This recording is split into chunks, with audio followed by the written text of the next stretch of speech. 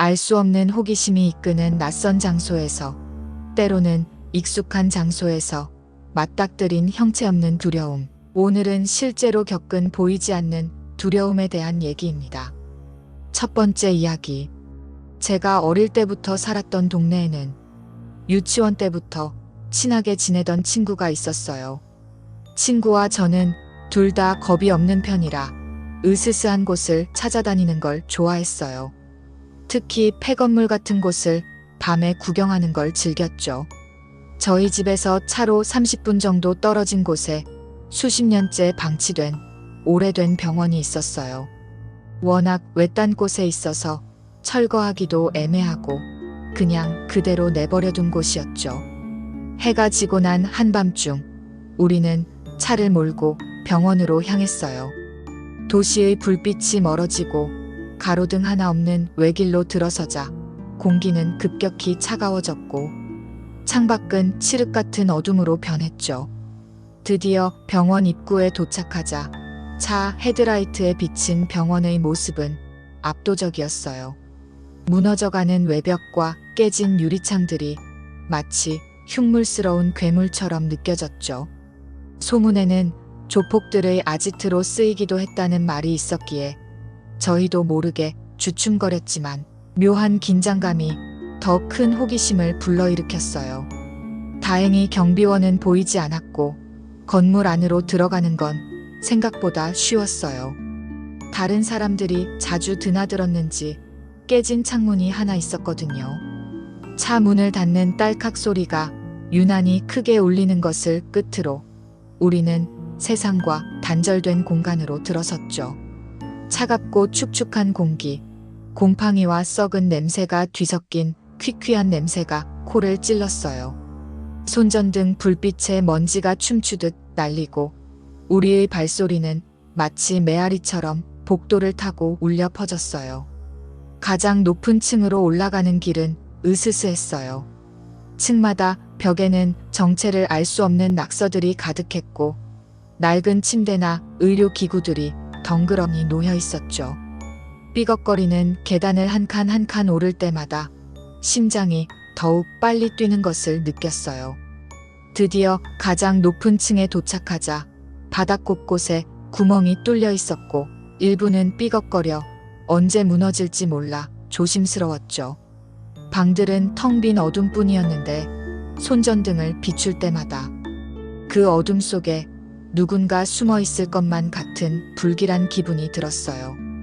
마침 마땅한 곳을 찾아 양초에 불을 붙이고 위자 보드를 펼쳤어요. 양초의 흔들리는 불빛이 그림자를 길게 들이우며 분위기를 압도했죠. 우리는 장난치는 걸 싫어해서 서로를 놀릴 생각은 전혀 없었어요. 그때만큼은 꽤나 진지했어요. 정중하게 영혼에게 말을 걸었지만 위자 보드는 꿈쩍도 하지 않았어요. 한참을 그렇게 있다 보니 저는 이 거대한 폐건물에 우리 둘뿐이라는 사실을 다시 한번 깨달았죠. 바로 그때 근처에 있는 어두운 방 안에서 삐걱거리는 소리가 들렸어요. 한두 번이 아니었죠. 1, 2초 간격으로 꾸준히 이어지는 소리였어요. 마치 누군가 무거운 발걸음을 옮기는 것처럼 말이에요. 제 친구와 저는 숨을 죽이고 서로를 쳐다봤어요. 심장이 쿵쾅거렸지만 동시에 묘한 흥분감도 느껴졌죠. 제 친구가 조용히 속삭였어요. 누가 있는 것 같은데? 우리는 조용히 짐을 챙기기 시작했어요. 제 친구가 제게 속삭였죠. 네가 저 방 안을 손전등으로 비춰봐. 저는 미쳤냐고 속삭였어요. 혹시 조폭들이 안에 있으면 어떡해?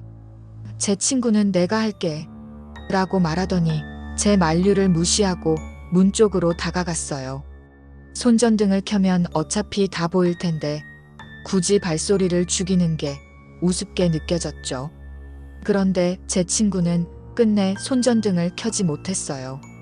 그가 불을 켜려는 순간 방 안에서 아주 낮고 짧으면서도 날카로운 웃음소리가 들렸거든요. 마치 나이든 여자의 쉰 목소리였는데 그 이익하는 소리가 너무 기괴해서 몸에 소름이 돋았죠. 소리는 문 바로 뒤에서 들리는 것처럼 가까웠어요. 제 친구가 도망가 라고 비명을 질렀고 우리는 미친 듯이 달리기 시작했어요. 계단을 뛰어내려가는데 저희 발소리가 10배는 더 크게 들리는 것 같았죠. 뒤에서 누군가 쫓아오는 듯한 환청에 미칠 것 같았어요. 창문을 통해 건물 밖으로 빠져나오자 차가운 밤 공기가 얼굴을 때렸지만 온몸은 식은땀으로 흥건했죠. 차에 올라타고 시동을 건 뒤에야 겨우 안도할 수 있었어요. 그날 이후 우리는 다시는 그 폐병원에 가지 않았죠. 가장 소름 끼치는 건 위자보드는 아무런 반응도 없었는데 정작 이 공간의 주인은 우리에게 말을 걸었다는 사실이에요. 우리가 마주했던 그 웃음소리가 이 병원의 진짜 영혼이었을지도 모른다는 생각에 지금도 온몸에 소름이 돋습니다. 두 번째 이야기. 어느 날 밤 저희 집 옥수수밭에서 이상한 소리가 들려왔어요. 쩍하고 무언가 부러지거나 쿵 하고 땅에 떨어지는 소리였죠. 아버지와 저는 거실에 있었는데 한밤중에 농작물을 훔치려는 사람들이 분명하다고 생각했어요. 아버지는 현관 옆에 세워둔 쇠스랑을 들고 저에게도 하나 쥐어주셨어요. 그리고 우리는 함께 밖으로 뛰쳐나갔어요. 집 외벽에 붙은 조명을 모두 켰죠. 아버지는 누군가를 본 듯 거기서 라고 소리치며 밭으로 달려갔어요. 저도 아버지를 따라갔는데 옥수수밭 아래로 뛰어가는 사람들의 다리가 보였어요. 적어도 2명 이상이었죠. 아버지는 저보고 자신을 따라오라고 외치며 도둑들을 쫓아 산 쪽으로 달렸어요. 50m쯤 산 안으로 들어갔을까 아버지가 팔을 뻗어 저에게 멈추라는 신호를 보냈어요.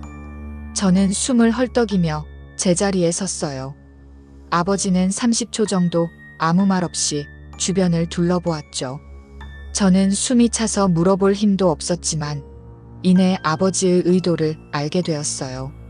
저도 아버지의 시선을 따라갔는데 3m 정도 떨어진 곳에 한 사람이 서 있었어요. 덤불에 몸이 가려져서 얼굴만 보였죠.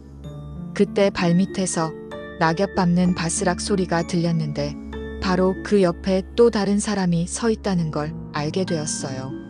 아버지는 주변을 더 조심스럽게 살폈고 우리는 2명만 있는 게 아니라는 것을 깨달았어요. 대여섯 명, 아니 그보다 더 많은 사람들이 우리를 지켜보고 있었죠. 아버지는 천천히 저를 돌아보더니 다시 가장 가까이 있는 사람을 쳐다보았어요.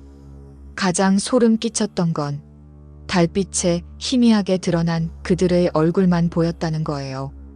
아버지는 몇 걸음 뒤로 물러서며 침묵을 깨고 말했어요. 가자. 우리는 함께 뒷걸음질 쳤어요. 그러자 그 사람들도 동시에 우리 쪽으로 조금씩 다가왔죠. 아버지는 쇠스랑을 흔들어 우리가 무장했음을 알렸어요. 산 경계선을 지나 우리 땅에 다시 들어선 우리는 미친 듯이 집으로 뛰어갔어요. 아버지의 인생에서 그렇게 빨리 뛰는 모습을 본 적이 없었죠. 아버지는 문을 쾅 닫고 쇠스랑을 든 채 창문을 지켜보았고 저는 경찰에 신고했어요. 경찰은 15분 정도 지나서야 도착했는데 전혀 도움이 되지 않았어요. 그들은 그저 질문만 하고 메모만 할 뿐 우리가 마주쳤던 무리를 찾아보려고 하지 않았죠. 경찰은 10분 만에 떠났지만 다행히 다음 날 아무 일도 일어나지 않았어요. 우리는 그 일이 끝났다고 생각했고 실제로도 아무런 후속 조치도 없었어요.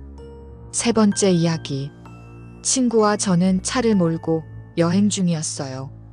교통체증을 피하려고 늦은 오후에 출발했죠.